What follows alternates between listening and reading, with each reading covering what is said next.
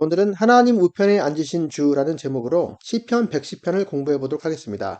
자, 시편 110편은 대표적인 메시아 시입니다. 메시아 시편. 메시아 시편은 유명한 시편이 2편이 있고 110편이 있습니다. 이 두 개 다 신약 성경에서도 많이 인용이 되어 있습니다. 자, 먼저 다윗의 시라는 표제가 있습니다.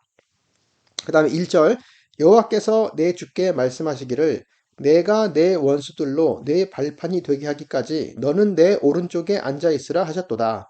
자, 여기서 이 말씀하시는 분은 여호와죠. 여호와 하나님께서 내 주께 말씀하십니다.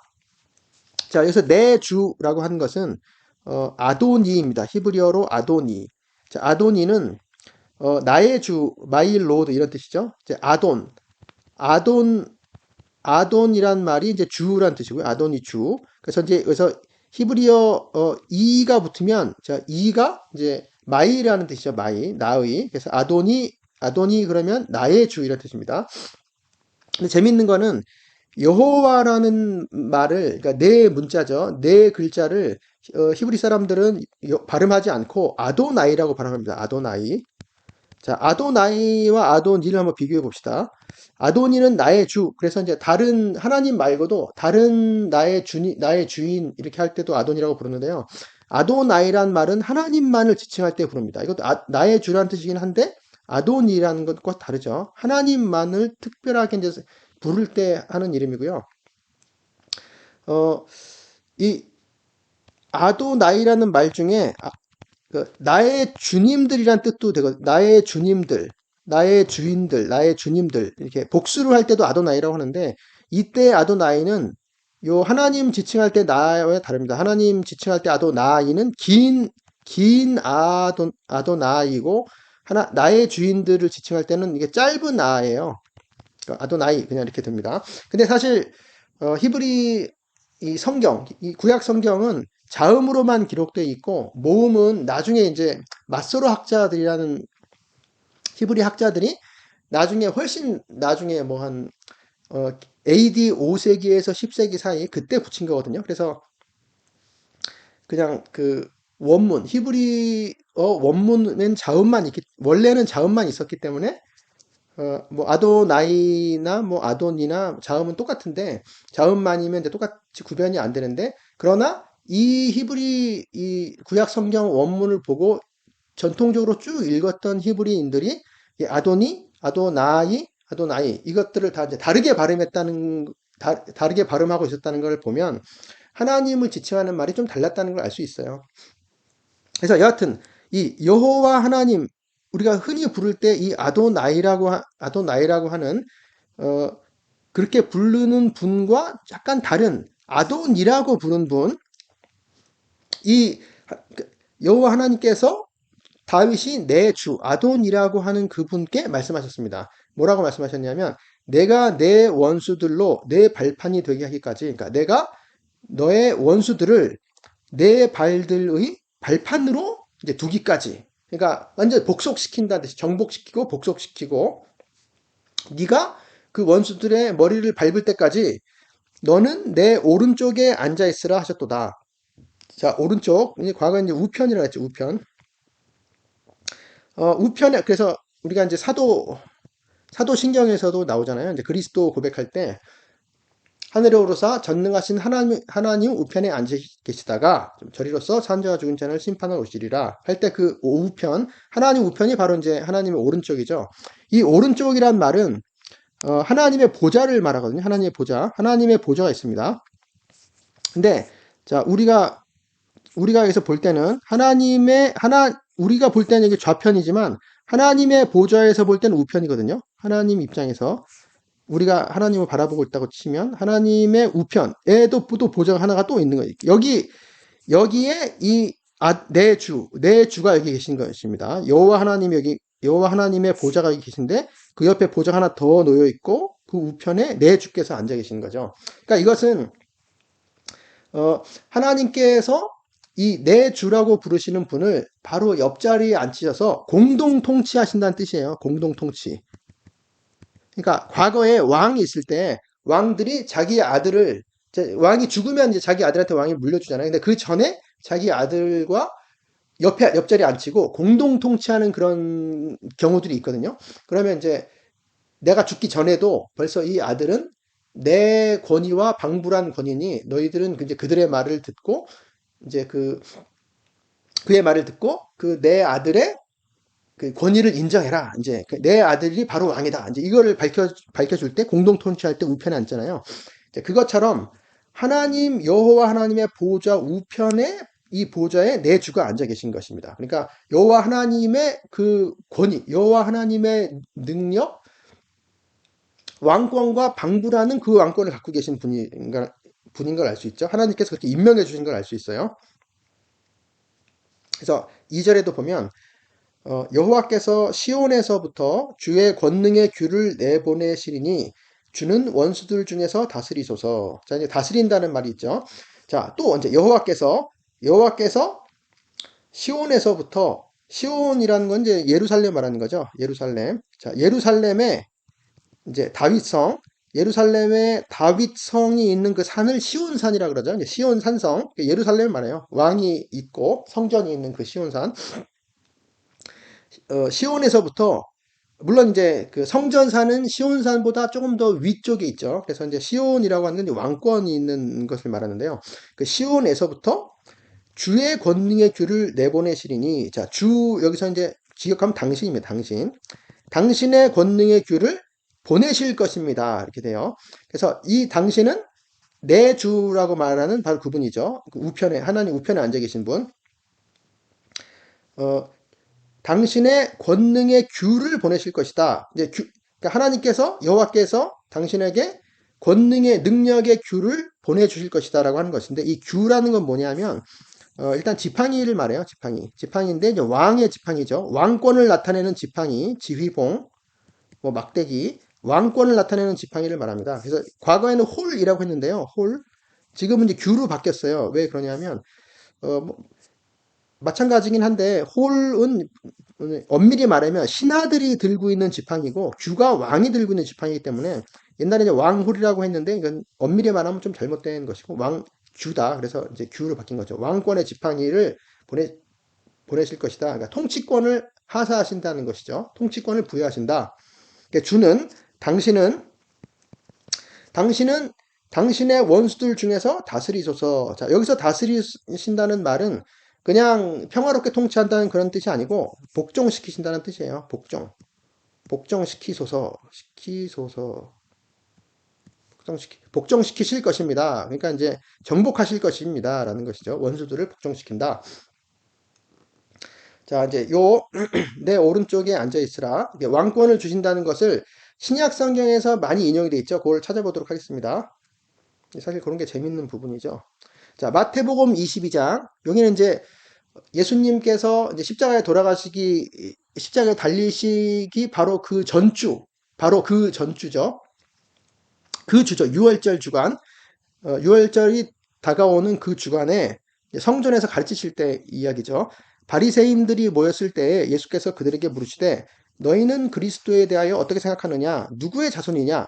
직역하면 아들입니다. 누구의 아들이냐?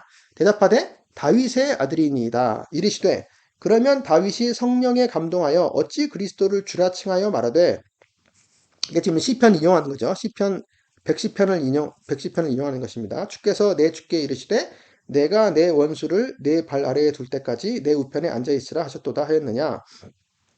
자, 여기서 재밌는 것은 다윗이 성령에 감동하여 성령에 감동했다는 것은 성령 안에서 다윗이 성령 안에서 말하였다 이런 뜻인데 표제에서 다윗의 시라고 되어 있잖아요. 근데 예수님도 시편 110편을 다윗이 말했다고 인정하고 계신 것입니다. 그러니까 예수님께서 이 시편 110편은 다윗의 시라는 것을 이제 인정하셨고 어찌 그리스도를 주라 칭하여 말하되 그러니까 다윗이 내 주 이렇게 말했다 이거죠. 그분이 바로 그리스도라 이 말입니다. 그리스도. 그러니까 예수님이 가르쳐 주시는 거죠. 지금 구약 성경 시편 110편을 주께서 내 주께 이르시되 자 주는 여호와 하나님 말 여호와 하나님은 신약 성경에서는 다 주라고 표현을 해요. 대부분 다. 대부분이 아니고 100%죠. 여호와라는 말이 신약에는 등장하지 않습니다. 제 기억에는 다 주라고 이제 여호와라는 구약의 말을 인용할 때도 번역할 때도 주로 번역을 했어요. 그래서 내 주 아도니 주께서 내 주께 이르시되 내가 내 원수들을 내 발 아래에 그러니까 내 발판 발등상 발에 발등상 발판 아래에 둘 때까지 두기까지 내 우편에 앉아 있으라 하셨도다 하였느냐. 다윗이 그리스도를 주라 칭하였은즉 어찌 그의 자손이 되겠느냐 하시니 그게 맞죠? 다윗이 바로 그 그리스도를 주라고 부른다. 다윗이 그리스도를 자기의 주라고 부르는데 어찌 그의 자손이 되겠느냐? 어찌 그의 아들이 되겠느냐 하시니 한마디도 능히 대답하는 자가 없고 그날부터 감히 그에게 묻는 자도 없더라. 백성들은 즐겁게 듣고 있었죠. 그것을.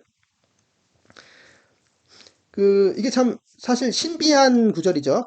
시편 110편 자체가 신비한 그리스도, 사실은 하나님의 아들이죠. 성자 하나님이죠. 신비한 그리스도에 대해서 이야기를 하고 있는데, 우리는 다 알고 있죠. 그 그리스도가 원래 성자 하나님이셨고, 성자 하나님께서 태초부터 계셨지만, 창조주이시지만, 이제 역사 속으로 들어오셨다. 성육신으로 들어오셨다. 근데 성육신하서 오셨을 때는 다윗의 자손으로 오셨어요. 다윗의 자손으로. 그러니까 다윗의 자손이 되지만 다윗의 입장에서는 그리스도가 자기의 자손으로 오지만 이미 그 전부터 계신 성자 하나님이었다. 이것은 우리는 다 알고 있는 사실이지만 그것이 계시되기 전에는 누구도 알 수 없었기 때문에 예수님께서 이 얘기를 하셨을 때 아무도 거기에 대해서 이해할 수도 없고 뭐 반박할 수도 없었던 것이죠. 그렇다고 부인할 수도 없었던 것이고 예수님께서 자세히 설명해 주신 거죠. 자, 또 히브리서에서도 이 이야기가 있습니다. 이는 하나님의 영광의 광채시오. 자, 이는 이제 그리스도죠. 예수님. 그분은 하나님의 영광의 광채시다. 그리고 그 본체의 형상이시다. 그는 하나님의 본체. 하나님의 본체의 형상이시다. 형상이라고 하는 것은 말하자면 진흙, 다 굳지 않은 말랑말랑한 진흙에 도장이 찍혔을 때 그 진흙에는 도장의 모양이 그대로 찍히잖아요. 그 찍힌 형상이 바로 형상입니다. 찍힌 형상, 도장에 찍힌 형상. 똑같죠, 그 형상이. 그러니까 하나님의 똑같은 형상이 찍혀 있는 분이다라고 하는 것이죠. 그래서 이게 헬라어로는 카락테르라고 하는데요. 카락테르. 그래서 여기서 아마 영어로 캐릭터가 나온 것 거의 똑같거든요. 캐릭터, 카락테르. 물론 캐릭터란 뜻은 아니죠. 여기서는 형상이라는 게 찍힌 형상이라는 뜻이죠. 진흙에 찍힌 형상, 똑같은 형상. 그래서 그의 능력의 말씀으로 만물을 붙드시며 모든 것들을 데리고 가신다. 자, 데리고 가신다. 데리고 다니신다. 만물을 붙드시고 데리고 다니신다. 그리고 죄를 정결하는 일을 하시고, 자, 죄들을 정결하게 깨끗하게 일을 하셨다. 과거로 돼 있어요. 하셨다. 그리고 높은 곳에 계신 지극히 크신 이의 우편에 앉으셨느니라. 자, 지극히 크신 이, 즉 가장 크신 이, 이게 누구죠? 지극히 높으신 지극히 크신 이 하나님이죠. 여호와 하나님, 성자 하나님이죠. 여기서 말하자면 예, 우편에 앉으셨느니라. 자, 시편 110편을 여기서 인용하고 있고요. 그래서 죄를 정결하게 하는 일을 하셨다라고 하는 것은 무엇이죠? 십자가에서 대속의 사역, 십자가 대속의 구속의 사역, 죄를 속하는 그 사역을 하시고 부활하시고 승천하셔서 하늘을 오르사 전능하신 하나님 우편에 앉으신 것, 이것을 말하는 거죠. 그가 천사보다 훨씬 뛰어남은 그들보다 더욱 아름다운 이름을 기업으로 얻으심이니 그리스도는 당연히 천사보다 뛰어나죠. 이거는 뭐 말할 필요도 없는데 왜 이런 얘기를 하고 있냐면 이때 당시 천사 숭배 문제가 있었기 때문에 천사 숭배를 반대해서 히브리서 기자가 지금 쓰고 있는 거거든요. 그리스도는 천사들에 비할 바가 아니다.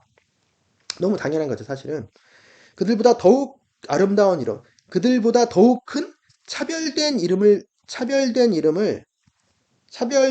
기업으로 얻으셨다. 기업으로 상속으로 받으셨다. 하나님께서 어느 때에 천사 중 누구에게 너는 내 아들이라 오늘 내가 너를 낳았도다 하셨으며, 자, 어느 때 누구에게도 어느 때에도 그런 얘기를 한 적이 없다.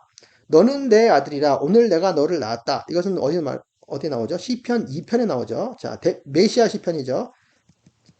히브리서 기자는 메시아 시편 2편과 110편을 다 지금 그리스도를 가리키는 거라고 지금 해석을 하고 있어요. 그리스도. 그래서 우리는 시편 2편과 110편을 읽을 때 성경의 근거에서 이 히브리서의 근거에서 그게 바로 그리스도를 가리키는 것이다라는 것을 우리가 확실히 알 수 있는 거죠. 또다시 나는 그에게 아버지가 되고 그는 내게 아들이 되리라 하셨느냐. 자, 나는 그에게 아버지가 되고 그는 내게 아들이 된다. 이거는 어디 나오는 거죠? 이거는 사무엘하 7장에 나오죠. 사무엘하 7장에 다윗 언약이죠. 다윗 언약. 1차적으로는 이 언약, 다윗 언약의 그 아들 삼는 그 사람이 1차적으로는 솔로몬이지만 그 왕권이 무궁하다라고 했을 때 솔로몬의 왕권은 무궁하지 못했기 때문에 결국 다윗의 아들, 다윗의 자손으로 오신 예수님을 가르치는 것이었죠. 그래서 요 사무엘하 7장에 나오는 다윗 언약 역시 히브리서 기자가 그리스도를 가리킨다라고 지금 하고 있어요. 그래서 히브리서를 읽으면 우리가 구약 성경의 많은 구절들을 이것이 바로 그리스도를 가리키는 것이었다라는 것을 확실히 알 수 있죠. 자, 조금 띄어서 히브리서 11장에 어느 때에 천사 중 누구에게 똑같죠? 15장에도 어느 때 누구에게 자, 천사 중 어느 때 누구에게 내가 내 원수로 내 발등상이 되게 하기까지 너는 내 우편에 앉아 있으라 하셨느냐. 자, 시편 110편을 또 인용했죠. 시편 110편. 내 원수들을 내 발들의 발등상 즉 발판으로 두기까지 너는 내 우편에 앉아 있으라 하셨느냐. 자, 요 그리스도께서 하나님 우편에 앉아 계신다라고 하는 것을 이제 신약 성경의 많은 부분에서 말합니다. 근데 그걸 종합한 게 사도신경이죠. 아까 말한 사도신경에 하늘에 오르사 전능하신 하나님 우편에 앉아 계시다가 그 말. 마가복음 16장 19절 마지막 구절입니다. 주 예수께서 말씀하신 후에 하늘로 이제 들어 올려지셔서 하나님 우편에 앉으시느라. 그 다음에 사도행전 7장 스데반 설교의 맨 마지막 이야기죠. 이 이야기를 하고 순교 당하죠. 스데반이 성령 충만하여 자, 성령에 가득 차서 하늘을 우러러 주목하여 하나님의 영광과 및 예수께서 하나님 우편에 서신 것을 보고 자, 예수께서 하나님 우편에 서셨습니다. 여기서 재밌는 거는 다 다른 곳에서는 하나님 우편에 앉으셨다라고 했는데 여기서는 서셨죠. 그러니까 예수님께서 지금 스데반을 보시려고 뭘 하시려고 지금 일어서신 거예요. 그 보좌에서 하나님 우편 보좌에서 일어서셨죠. 말하되 보라 하늘이 열리고 인자가 하나님 우편에 서신 것을 보노라. 자, 인자 그 사람의 아들 즉 예수님을 말하는 거죠. 그 그리스도 예수님께서 하나님 우편에 서신 것을 보노라. 그리고 이제 바울 서신에서 로마서 8장 누가 정죄하리요?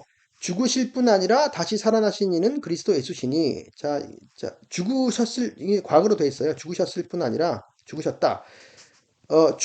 죽으셨고 그리고 다시 살아나신 이것은 이제 꼭 마치 이제 능동태로 돼 있어서 혼자 다시 살아나신 것처럼 돼 있지만 사실은 일으켜지신 분 수동으로 돼 있어요. 그러니까 누가 일으키셨을까요? 하나님이 일으키셨죠. 하나님께서 일으키셨습니다. 그래서 예수님께서는 일으켜지신 거죠. 죽으셨고 일으켜지신 이는 그리스도 예수시니 누가 정죄하리요? 그는 하나님 우편에 계신 자. 자, 하나님 우편에 계신 자요. 거기서 뭐 하실까요? 우리를 위하여 간구하시는 자신이라. 하나님 보좌 우편에 똑같은 보좌에서 하나님께 우리를 위해서 간구하고 간청하고 계십니다. 그리고 골로새서 3장 그러므로 너희가 그리스도와 함께 다시 살리심을 받았으면 이게 이거 똑같은 말입니다. 일으켜졌으면 너희가 그리스도와 함께 일으켜졌으면 위의 것을 찾으라. 자, 위의 것을 찾으라. 자, 위에 뭐가 있길래 거기에는 그리스도께서 하나님 우편에 앉아 계시느니라. 그리고 히브리서 10장 또 히브리서죠. 히브리서 10장에 오직 그리스도는 죄를 위하여 한 영원한 제사를 드리시고 하나님 우편에 앉으사. 그리스도는 죄들을 위하여 한 영원한 제사를 드리셨다. 죄들을 위하여라고 하는 것은 죄들을 대신하여란 뜻도 됩니다. 죄를 대신하여 위하여 속하기 위하여 그러니까 대속일을 위해서죠. 죄를 대속하기 위하여 사하기 위하여 하나의 제물을 드리셨다.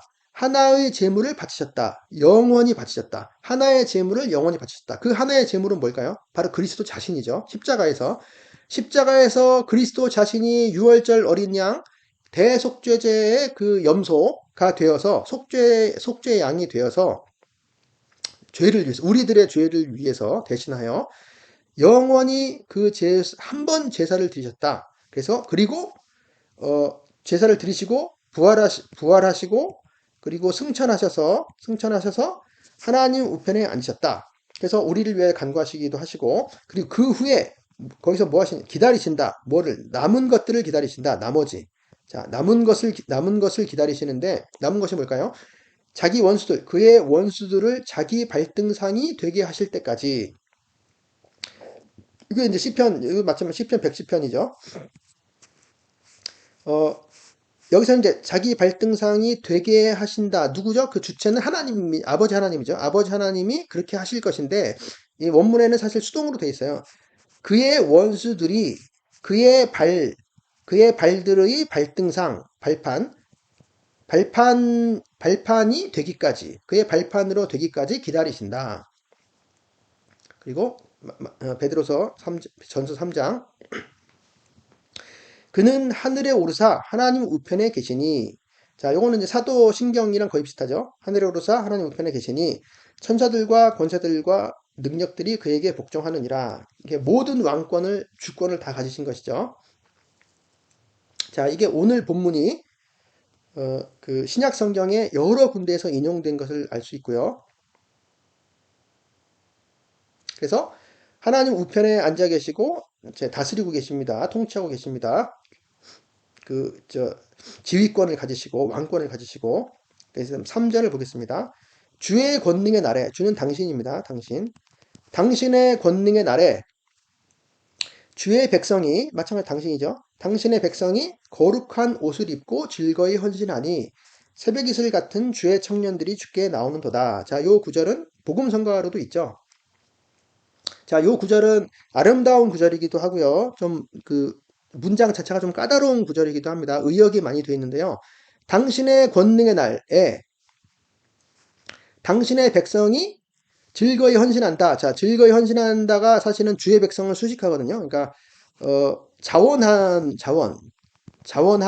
이렇게 되어 있어요. 그러니까 자원하는 당신의 백성이 거룩한 옷들을 입고 자, 거룩한 옷을 입었다. 이렇게 의역을 했는데 이제 영예입니다. 영의 영광. 거룩함의 영광들을 입고 영광들 안에서 뭘 하느냐? 당신께 나오는도다라는 말은 의역이거든요. 당신께 가까이 지금 나옵니다. 이 주의 백성들이. 이 주의 백성들은 누굴까요? 거룩한 옷을 입은 주의 백성들은 우리들이죠. 그리스도인들이죠. 그리스도인. 성도들. 주님을 따르는 사람들, 바로 우리들. 새벽 이슬 같은 주의 청년들이 당신께 나옵니다. 새벽의 자궁으로부터, 새벽의 모태로부터 당신의 청년, 당신의 젊은이 사실 들은 없어요. 당신의 젊은이의 이슬이 새벽의 모태로부터 당신께 나옵니다. 굉장히 아름다운 구절이죠. 이슬같이 깨끗하고 정결하고 그리고 그 이슬 자체가 이제 비가 잘 오지 않는 그 이스라엘 땅에는 아침에 내리는 이슬이 생명의 근원이 된 것이 자라나게 하는 거죠. 곡식들을 자라나게 하는 그런 좋은 역할들도 합니다. 그런 유익하고 깨끗한 정결한 당신의 젊은이들이 당신께 나옵니다. 이제 유명한 구절 4편 멜기세덱 4절 여호와는 맹세하고 변하지 아니하시리라. 자, 여호와는 맹세하셨습니다. 그리고 변하지 않는 건 너무 당연하죠. 그리고 탄식하지 아니하실 것입니다. 탄식하거나 한탄하지 아니하실 것입니다. 맹세를 하셨고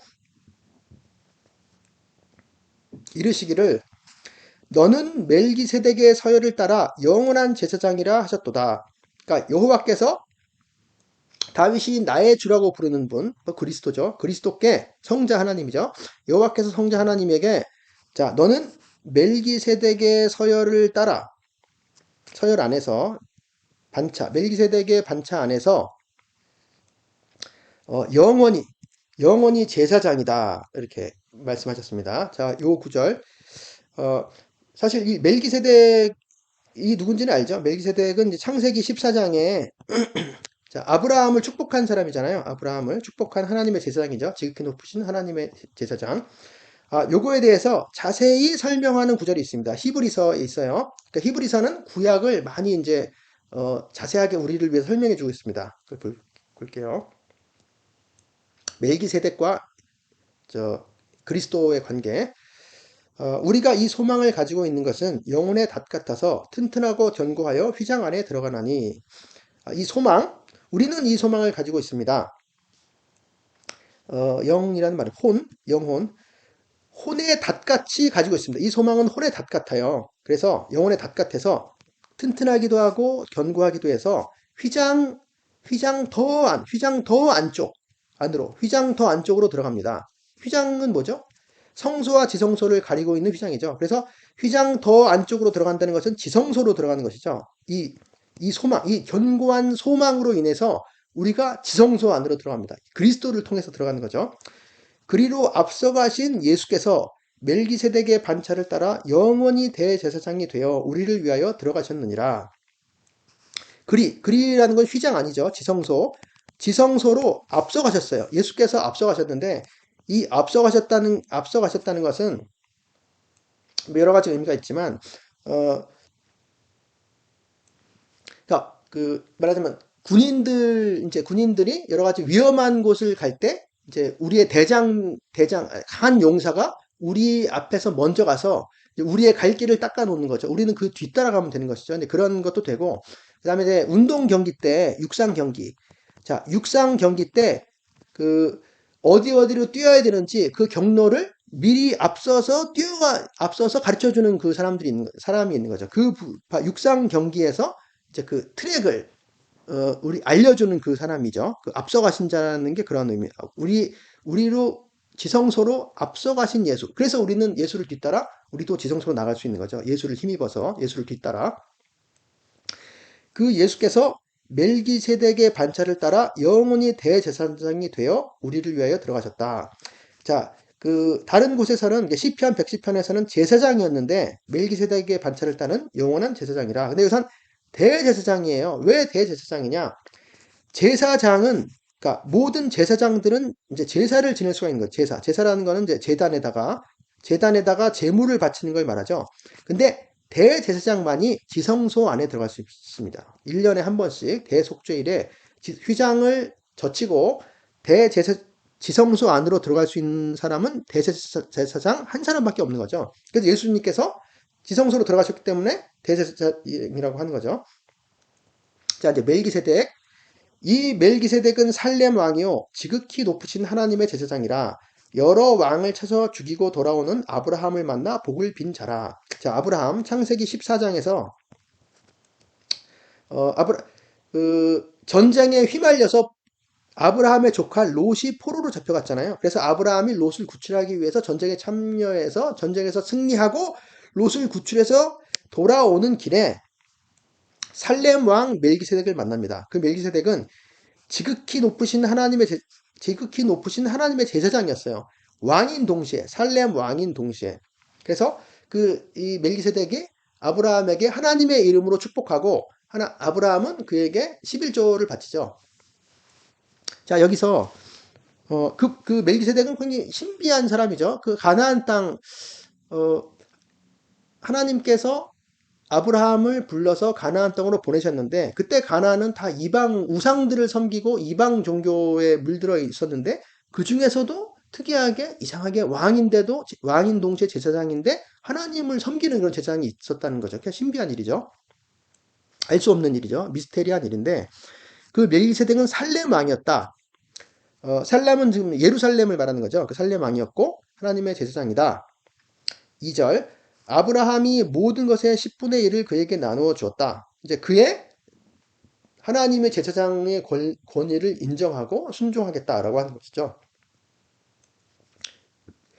그 이름을 해석하면, 그 이름, 멜기세덱의 이름을 해석하면, 자, 먼저는 의의 왕이요. 그 다음은 살렘 왕이니 곧 평강의 왕이다. 자, 이것은 무엇이냐? 의의 왕, 평강의 왕이란 무엇이냐? 자, 멜기세덱.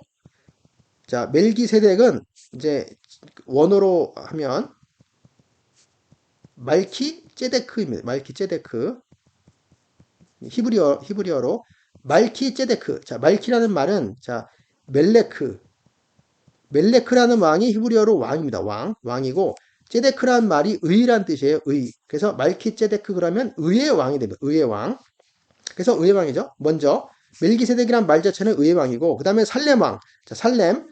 자, 살렘은 자, 예루살렘 하는 그 살렘은 자, 샬렘이죠. 샬렘은 샬롬. 히브리어 샬롬이 평화죠. 평화. 자, 평화, 평강, 화평. 살렘의 왕이기 때문에 즉 평화의 왕이 되는 것입니다. 그래서 평강의 왕이죠. 의의 왕이고 평강의 왕. 평강의 왕은 어디서 많이 들어봤죠? 자, 이사야서 9장, 이사야서 9장 6절에 이제 그 평강의 왕의 이름입니다. 아기가 우리에게 낳고 한 아들을 우리에게 주신 바 되었는데 뭐 거기서 평강의 왕. 근데 멜기세덱의 이름이 그렇다 이 말이죠. 그리고 3절에 아버지도 없고 어머니도 없고 족보도 없고 시작한 날도 없고 생명의 끝도 없어 하나님의 아들과 닮아서 항상 제사장으로 있느니라. 자, 여기서 아버지도 없고 어머니도 없고 족보도 없다는 것은 진짜 멜기세덱이 아버지 어머니로부터 태어나지 않았다 그런 뜻이 아니고 신비한 존재라는 얘기죠. 신비하다, 신비함, 미스테리하다, 비밀이다, 신비한 비밀 가르쳐주지 않았으니까. 그리고 시작한 날도 없고 생명의 끝도 없다. 자, 시작과 끝이 없어요. 그러니까 생명, 이 날의 시작과 끝이 없다는 것은 신적인 존재라는 걸 얘기잖아요. 물론 멜기세덱이 실적인 존재라는 얘기가 아니고 비유적으로 그렇게 얘기를 하고 있는 것이죠. 비밀스럽다. 자, 하나님의 아들과 닮았다. 하나님의 아들이 시작과 끝이 없으신 분이죠. 그래서 항상 제사장으로 있느니라. 그래서 영원까지 영속적으로 제사장이 되어 있다. 그러니까 누구죠? 바로 이 멜기세덱이 가리키는 바가 바로 그 시편 110편에서 나오는 그 나의 주 왕인 동시에 제사장으로 임명받은 멜기세덱의 반차를 따른 제사장이라고 하나님께서 인정해 주신 그 그리스도를 말하는 것이죠. 성자 하나님. 자, 멜기세덱을 이제 봅니다. 4절. 이 사람이 얼마나 높은가를 생각해 보라. 얼마나 큰가, 얼마나 위대한가를 생각해 보라. 아브라함과 비교해서 위대한 걸 말하는 거죠. 조상 아브라함이 노략물 중, 그러니까 그 노획한 것들 중 가장 좋은 노획품 중 10분의 1을 그에게 주었다. 그러니까 그의 제사장으로서의 권위를 인정해 준 거죠. 그래서 이제 좀 띄어서 11절. 레위 계통의 제사 직분으로 말미암아 온전함을 얻을 수 있었으면 백성이 그 아래서 율법을 받았으니 어찌하여 아론의 반차를 따르지 않고 멜기세덱의 반차를 따르는 다른 한 제사장을 세울 필요가 있느냐. 자, 레위 계통의 제사 직분, 사실은 제사장 직분이죠. 레위 계통의 제사장 직분을 통해서 온전함을 얻을 수 있었으면 온전함이라는 것은 이제 완결이죠. 완전, 완성. 레위 계통, 왜 레위 계통이냐면 이제 사실 제사장은 아론의 자손들이잖아요. 아론 자손. 근데 아론이 레위 지파에 속해 있기 때문에 레위 계통의 아론 자손의 제사장들 사실은 그 제사장이 그 아론 계통의 제사장이 하나님께서 임명해 주신 제사장이지만 그렇게 하라고 하신 거지만 그건 그때 당시에 하나님의 경륜이었고 그 아론 제사장들을 통해서 모든 것을 완결하리라라고 하나님께서 마음 먹으셨다는 것이 아닌 거죠. 자, 그 아론 계통의 제사장 직분은 율법과도 관련되어 있습니다. 왜냐하면 율법에 그게 명시되어 있기 때문에 그래요. 근데 아론의 반차를 따르지 않고 멜기세덱의 반차를 따르는 다른 한 제사장을 세울 필요가 있느냐? 그러니까 시편 110편에서 하나님께서 성령의 감동을 통해서 다윗의 입으로 말씀하신 것이잖아요. 자, 제사 직분이 바뀌어졌은즉 율법도 반드시 바뀌어지리니. 자, 제사장 직분이 바뀌어지면 제사장 직분이 바뀌어지면 율법도 필연적으로 바뀌어진다. 이겁니다. 이게 굉장히 혁명적인 그런 말이죠. 이 구절이죠. 이 구절이. 그래서 율법이 구약의 율법, 구약의 제사, 희생 제사, 제사장들 그 모든 그 구약의 제사의 율법들이 바뀌어져야만 한다. 바뀌어졌다. 왜? 그리스도가 오셨으니까 멜기세덱의 반차를 따른 그리스도께서 그 구약의 모든 제사법들이 가리키는 실체를 구현해 버리셨잖아요. 그러니까 십자가에서 자기 자신이 단번에 제물로 바치셔서 모든 죄를 다 속해버렸기 때문에 이제는 더 이상 제사장 직분이 필요가 없고 동물 제사도 필요가 없고 그래서 그 제사법을 그 명시했던 그 율법도 이제는 이게 바뀌어야 되는 것이죠. 우리가 그래서 이 신약의 눈으로 신약의 빛으로 신약에서 성령님께서 계시해 주신 그 빛으로 구약을 봅니다. 그래서 구약에서 하나님의 뜻을 우리가 보지만 그리스도를 가리키는 그 뜻을 보지만 그러나 그 구약의 그 실효는 이미 이제 끝났다. 그 모든 게 끝났다는 얘기는 아니고 이 제사에 관계된 모든 것은 그리스도께서 모든 걸 이루고 완성하셨기 때문에 그 제사법들, 제사장 제도는 다 끝났다라는 것을 알 수 있습니다.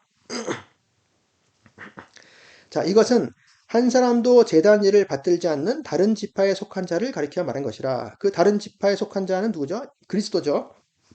주님. 우리 주께서는 유다로부터 나신 것이 분명하도다. 그 다른 지파, 그러니까 레위 지파가 아니고 유다 지파로부터 우리 주님이 나셨죠. 왜? 유다 지파는 다윗의 지파이기 때문에 다윗의 자손으로 오셔야 되기 때문에 유다 지파로 오신 거죠. 이 지파에는 모세가 제사장들에게 관하여 말한 것이 하나도 없고 그 지파는 레위 지파죠. 멜기세덱과 같은 별다른 한 제사장이 일어난 것을 보니 더욱 분명하도다. 그렇죠. 이게 벌써 시편 110편 다윗 시대에 벌써 예언되어 있는 거기 때문에 벌써 이미 다 이렇게 정해져 있었던 거죠. 사실 몰랐지만 그때 당시는 계시가 이렇게 드러나지 않았기 때문에 그는 육신에 속한 한 계명의 법을 따르지 아니하고 오직 불멸의 생명의 능력을 따라 되었으니 뭐가 되었죠? 제사장이 된 거죠. 제사장. 육신에 속한 육신적인 육신적인 계명의 율법을 따라서 되지 않았다. 따라서 제사장이 된 것이 아니고 오직 불멸의 생명의 능력을 따라 제사장이 되었다. 증언하기를 증언은 성경의 증언이죠. 내가 영원히 멜기세덱의 반차를 따르는 제사장이라 하였도다. 이게 오늘 본문이죠. 시편 110편. 영원히 멜기세덱의 반차를 따르는 반차 안에서의 제사장. 전에 있던 계명은 연약하고 무익함으로 폐하고 자, 전에 있던 계명, 그 구약의 율법들이죠. 특히 제사법들 연약하고 무익합니다. 왜냐하면 완전하게 할 수가 없었기 때문에 그래요. 그래서 폐지됐다. 폐지. 이게 한편으로는 그런데 이제 다른 한편이 있습니다. 다른 한편. 율법은 아무것도 온전하게 못할지라. 자, 율법은 온전하게 완성시킬 수가 없어요. 완결시킬 수가 없어요. 원래부터 율법이 이렇게 우리의 모든 구원 문제를 해결하려고 주신 것이 아니죠. 죄를 깨닫게 하시고, 그 다음 그리스도를 바라보게 하시고, 우리가 하나님 밖에는 믿을 분이 없다라는 걸 바라보게 해서 주신 것이지, 율법 자체로 우리가 온전해진다든지, 우리가 완전 구원이 완성된다든지, 이제 그렇게 처음부터 그런 쓰임새가 아니었죠. 근데 게다가 그리스도께서 오셔서 그 율법의 모든 그 것들을 제사법과 그리고 그 죄에 대한 것들, 구원에 대한 것들, 의에 대한 것들을 다 완성시켰기 때문에 이제는 그런 것들 구약의 그런 율법은 폐지된 것이죠.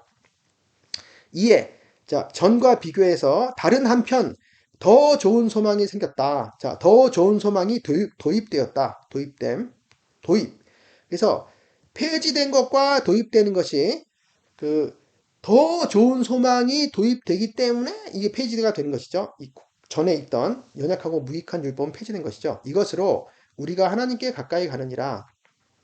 그래서 결국 그리스도 더 좋은 대제사장, 더 좋은 더 좋은 제물 자체가 되신 그리스도께서 휘장을 넘어 지성소 안으로 들어가셨기 때문에 그래서 우리도 그 뒤를 따라서 우리가 하나님께로 가까이 가죠. 지성소로. 지성소에 계신 하나님께로 우리가 가까이 갑니다. 과거 율법 시대에는 아무도 대제사장 외에는 아무도 가까이 갈 수가 없었죠. 지성소로. 게다가 성소도 제사장들밖에 갈 수 없었는데 이제는 우리 모두가 하나님의 자녀가 되어 성소뿐 아니고 휘장을 넘어 지성소까지 갑니다. 왜? 그리스도께서 우리와 함께 계시기 때문에. 자, 이게 히브리서였습니다. 그래서 자, 오늘의 구절 멜기세덱의 서열을 따라 영원한 제사장이라. 그리고 이제 그 다음 구절 5절 주의 오른쪽에 계신 주께서 그의 노하시는 날에 왕들을 쳐서 깨뜨리실 것이라. 이제 심판에 관한 이야기가 나오는데요. 여기서는 또 관점이 달라집니다. 이렇게 좀 미스테리해요. 좀 비밀스러운 그런 구절인데, 자, 여기서 주는 당신이거든요. 당신의 오른쪽에 계신 주께서, 요 주는 또 아도나이입니다. 아도나이니까 하나님을 말하죠. 하나님. 당신의 오른쪽에 계신 하나님께서라고 해요. 아까는 계속 3절 4절에 당신은 누구였냐면, 자,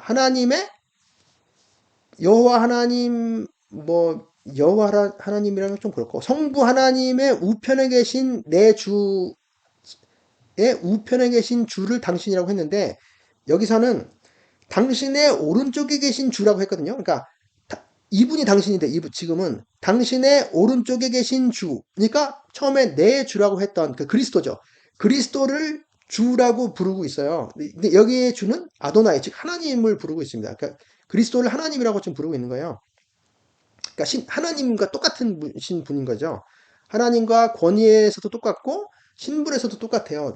호칭에서도 똑같아요. 주께서 당신의 오른쪽에 계신 주께서 그의 노하시는 날에 자 그는 바로 주죠. 그의 노하시는 날에 왕들을 쳐서 깨뜨리실 것이라. 그리고 문 나라를 심판하여 시체로 가득하게 하시고 여러 나라의 머리를 쳐서 깨뜨리시며 자 심판 나라들을 심판하시고 그리고 자 모든 땅들 안에 머리를 쳐서 깨뜨리신다. 머리의 이야기가 나와요. 머리는 가장 말하면 공중의 권세 잡은 자죠. 모든 인간들 권세의 오만한 권세죠. 최우두머리의 머리를 쳐서 깨뜨리신다. 자, 철장, 쇠몽둥이, 쇠막대기, 쇠지팡이로 깨뜨리신다. 철장으로 깨뜨리심. 요건 이제 시편 2편에 나오는 것이죠. 메시아 시편. 그리고 머리를 쳐서 깨뜨리신다라고 하는 것이 또 이제 우리가 보겠습니다. 창세기 3장 15절에 뱀의 머리를 뱀의 머리를 상하게 하시는 그 여인의 씨의 이야기가 나오거든요. 이제 그게 다 지금 연결되어 있습니다. 7절. 길가의 시냇물을 마심으로 그의 머리를 드시리로다. 자, 여기서의 머리는 그분의 머리죠. 메시아의 머리죠. 왜 길가의 시냇물을 마실까요? 길에 있는 계곡에서 물을 마시는데, 자, 이것은 이제 치열한 전투를 하시는 용사의 모습이 그려지는 거죠. 그래서 치열한 전투 중에 이제 목말라서 물을 마시는 용사의 모습, 용맹한 모습을 지금 이제 보이고 있습니다. 그의 머리를 드시리로다. 그러니까 이제 승리하셨다는 그런 표현이죠. 머리를 들었다. 높아지셨다. 승리하셨다. 전쟁에서 승리하신 거죠. 자, 이것을 이제 보겠습니다. 창세기 3장 15절. 창세기 3장 15절은 원복음이라고 하죠. 원복음. 하나님께서 아담과 하와의 범죄를 이제 꾸짖으시고 거기에 대해서 벌을 내리시기도 전이죠. 벌을 내리시기도 심판의 그 판결을 내리시기도 전에 벌써 이 복음을 제시를 하고 계세요. 비밀스러운 복음이죠. 자, 나는 하나님이죠. 하나님께서 너는 뱀이죠. 내가 너로 여자와 원수가 되게 하고, 자, 너로 여자와라고 하는 거는 사실 이 뱀은 우리가 그 짐승 뱀이라고 하기보다는 이제 짐승 뱀을 이용했지만 사실 옛뱀 마귀를 말하는 거죠. 옛뱀 마귀, 사단을 말하는 거죠. 사탄. 어, 너와 여자 사이에 그 여자는 누구죠? 이제 하와였죠. 너와 그 여자 사이에 원수 관계를 두게 하겠다. 그리고 내 후손, 내 씨, 뱀의 씨, 내 씨와 여자의 씨, 그녀, 내 씨와 그녀의 씨 사이에도, 내 씨와 그녀의 씨 사이에도 원수 관계를 두겠다. 그래서 여자의 후손, 여자의 씨, 그는 내 머리를 상하게 할 것이요. 너는 그의 발꿈치를 상하게 할 것이니라. 자, 요게, 이제, 뱀은, 이 마귀는 여자의 씨인 바로 그리스도죠. 그리스도에게 큰 타격을 준 것 같지만 사실은 큰 타격이 아니었어요. 발꿈치를 상하게 한 것이었으니까. 십자가를 가리키는 거라고 생각을 할 수가 있겠죠. 그래서, 근데 그 여자의 그리스도는 내 머리를 상하게 할 것이다. 뱀의 머리를 상하게 할 것이다. 자, 여기서도 이제 여러 나라의 땅들의 그 권세 잡은 자의 머리를 쳐서 깨뜨리신다. 자, 이제 머리를 쳐서 깨뜨려요. 머리를. 그래서 결정적인 승리를 거두신다라는 걸 알 수 있죠. 그 역시 십자가입니다. 십자가에서 무장해제시킨 거죠. 십자가에서 꼼짝 못하게 만들었습니다. 죄악의 권세를. 그리고 이제 마지막으로 이제 계시록에 나타나서 결국에 어떻게 심판해서 승리하시는지를 보겠습니다. 그리스도께서. 또 내가 하늘이 열린 것을 보니 보라 백마와 그것을 탄 자가 있으니 누구죠? 그리스도죠. 그 이름은 충신과 진실이라. 자, 충신 믿음직함, 신실함. 그 이름은 믿음직하고 신실하다라는 이름이고 진실하다, 진실과 참됨, 진실함, 진리이신 그분, 진리의 분. 충신과 진실인 그분, 그가 의로 심판하며 싸우더라. 자, 전쟁합니다. 의로 심판하시는 것은 바로 왕이 하시는 것이죠. 그리스도 왕의 원래 하는 일이 의로 심판하시는 일입니다. 그 눈은 불꽃 같고 그 머리에는 많은 관들이 있고 많은 왕관들, 또 이름 쓴 것 하나가 있으니 자기밖에 아는 자가 없고 비밀하신 분이죠. 또 그가 피 뿌린 옷을 입었는데 피로 적셔진 옷, 피로 담궈진 옷, 자, 피로 물들인 옷이죠. 피로 물들여진 옷을 입었다. 그 이름은 하나님의 말씀이다. 하나님의 말씀이라고 불러지셨습니다. 요한복음 1장 태초에 말씀이 계시니라. 그 말씀이 하나님과 함께 계셨으니 그 말씀은 곧 하나님이셨다. 자, 그 하나님의 말씀, 그리스도죠. 하늘에 있는 군대들이 희고 깨끗한 세마포 옷을 입고 백마를 타고 그를 따르더라. 주님만 백마를 타는 게 아니고 하늘의 군사들도 백마를 타고 따릅니다. 근데 이 하늘에 있는 군대들이 누굴까요? 뭐 천사들이라고 생각할 수도 있지만 뒤에 희고 깨끗한 세마포 옷을 입었다 하는 걸 보면 성도들이잖아요. 이게 칭의 받은 성도들이 의롭게 되는 것이 바로 희고 깨끗한 세마포 옷을 입었다로 보통 이제 이렇게 가리키게 되는데, 비유하게 되는데, 성도를 말하죠. 그러면 천사보다는 이제 성도들이 그리스도 따르는 그리스도의 군사가 되어 그리스도처럼 백마를 타고 그리스도의 뒤를 따라서 전쟁에 따라 나온 거죠. 우리를 말하죠. 우리들, 성도. 그의 입에서 예리한 검이 나오니 날카로운 검이 나오는데 그것으로 만국을 치겠고 나라들을 치겠고 친히 그들을 철장으로 다스리며 철장 쇠몽둥이 쇠지팡이 무쇠의 몽둥이로 다 깨뜨려 버리는 거죠. 또 친히 하나님 곧 전능하신 이의 맹렬한 진노의 포도주 틀을 밟겠다. 자, 맹렬한 진노의 포도주, 그러니까 이사야서에서도 많이 나오죠. 예언서에도 하나님의 진노를 상징하는 진노의 포도주의 틀을 밟겠다. 그래서 그 포도주 틀을 밟으면 포도들이 다 으깨어지면서 막 포도즙이 튀잖아요. 마치 피가 튀는 것 같습니다. 그 옷과 다리에 이름을 쓴 것이 있으니 만왕의 왕이요 만주의 주라 하였더라. 자, 왕들의 왕, 왕들의 왕, 주들의 주, 그러니까 킹 오브 킹스, 로드 오브 로즈죠. 자, 모든 왕들의 왕이고 모든 주님들의 주. 자, 오늘 이렇게 해서 시편 110편에 나오는 메시아 시편을 보았는데요.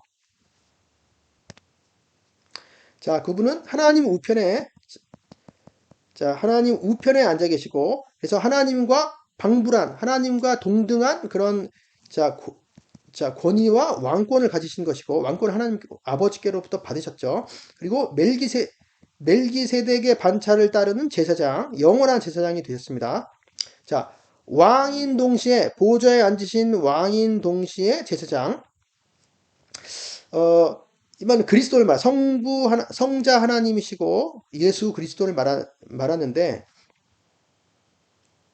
자, 요 시편 110편이 이게 무엇으로 사용됐을까요? 다윗이 이걸 지었는데, 그러니까 시편은 보통 이제 쓰임새가 있잖아요. 예배 때 사용되기도 하고, 대관식 때 사용되기도 하고, 이제 제왕시라고 하거든요. 제왕시. 왕을 높이고, 이제 왕이 하나님의 은혜 안에서 잘 통치하도록, 그런 이제 제왕시들이 있는데, 이것은 제왕시가 아닙니다. 왜 그러냐면, 제왕시라고 보기가 어려워요. 왜 그러냐면, 이스라엘의 왕, 유다의 왕, 이스라엘의 왕들은 왕권과 제사장직이 아주 분명하게 엄밀하게 구분돼 있어요. 엄밀하게 구분. 그래서 제사장 왕은 통치하고 전쟁하고 다스리고 하는 것인데 의로 통치하는 것이죠. 의로 심판, 정의로 다스리는 것이죠. 다스림.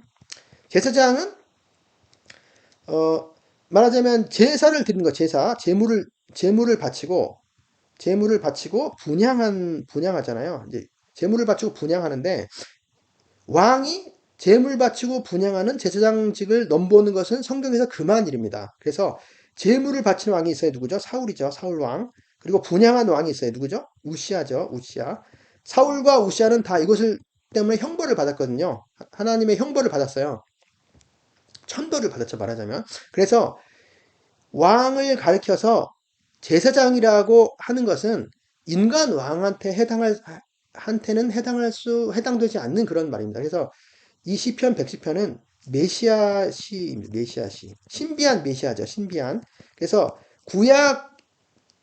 구약에서 계시가 됐지만 이게 도대체 뭔지 모르게 미스테리하게 계시가 돼 있다가 한참 후에 천년이나 지나서 그리스도가 이 땅에 오셔서 모든 것을 완성하신 다음에야 우리가 이해할 수 있는 그런 시였던 것이죠. 시편 110편이.